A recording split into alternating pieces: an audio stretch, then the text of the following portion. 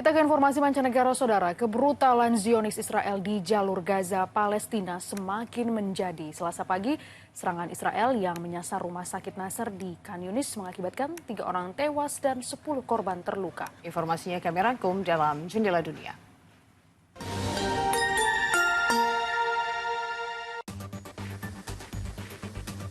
Kebrutalan Zionis Israel di jalur Gaza Palestina semakin menjadi. Selasa pagi, serangan Israel menyasar Departemen Rumah Sakit Bedah, Rumah Sakit Nasser di kota Khan Yunis di Gaza Selatan.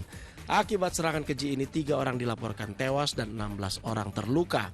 Dan yang lebih mengherankan adalah militer Israel mengaku bahwa mereka memang menyerang rumah sakit dengan dalih bahwa kelompok Hamas beroperasi dari dalam pusat komando dan kendali di rumah sakit Nasser.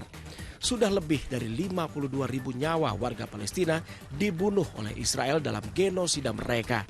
Dan Israel masih terus bertekad menghancurkan jalur Gaza demi ambisi memusnahkan kelompok Hamas. Selain membombardir jalur Gaza secara keji, Zionis Israel juga terus memblokade masuknya bantuan ke jalur Gaza. Akibatnya jutaan warga Palestina yang masih bertahan di jalur Gaza terancam kelaparan.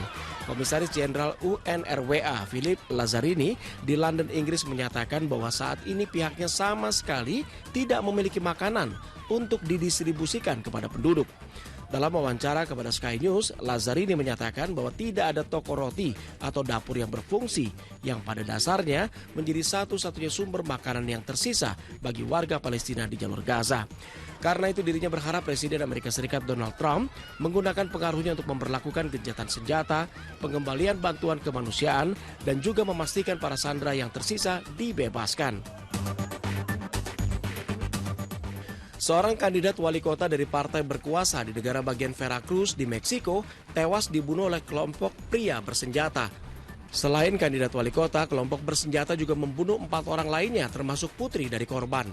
Yesenia Lara Gutierrez adalah kandidat lokal kedua yang dibunuh di negara bagian Veracruz.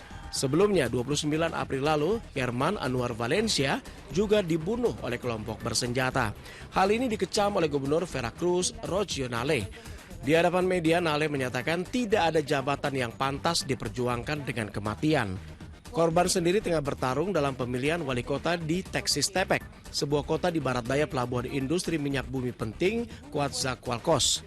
Pemilu daerah sendiri dijadwalkan akan berlangsung 1 Juni mendatang di 212 daerah di Veracruz. Setidaknya 14 orang meninggal dunia dan 6 orang lainnya dalam kondisi kritis setelah mengkonsumsi minuman keras oplosan di India Utara, India. Polisi India telah menangkap 7 orang atas tuduhan memasok miras oplosan di 5 desa sekitar 19 km dari kota Amritsar di Punjab Utara. Polisi India memang tengah menggelar perang terhadap jaringan pemasok miras oplosan di daerah tersebut. Pemerintah setempat juga telah mengerahkan petugas medis ke desa-desa untuk memeriksa warga yang meminum miras oplosan.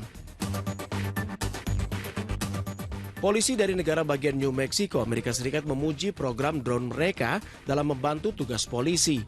Polisi New Mexico merilis video drone yang mereka nilai bisa membantu melucuti senjata yang dipegang 2 anak kecil dan mencegah penembakan yang berujung pada kematian. Rekaman drone memperlihatkan posisi 2 anak kecil yang tengah memegang senjata dan pemegang senjata sempat mengangkat senjata serta menarik pelatuk, namun tidak berfungsi. Penggunaan drone memberikan titik pandang yang penting bagi polisi untuk membantu menilai situasi sehingga bisa mencegah hal-hal yang tidak diinginkan terjadi.